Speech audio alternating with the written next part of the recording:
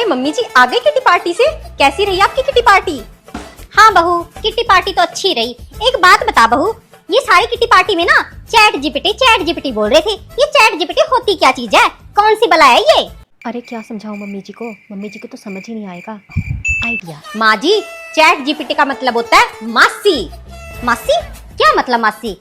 जैसे मासी जी के पास आपके हर सवालों का जवाब होता है कि आपने कोई नई रेसिपी बनानी है वो आपको बता देती हैं, अगर आपने कोई दवाई खानी हो तो उसके बारे में भी मासी जी आपको बता ही देती है। ऐसे ही चैट जीपीटी होती है मम्मी जी कि कोई भी सवाल हो सारे जवाब होते हैं चैट जीपीटी के पास।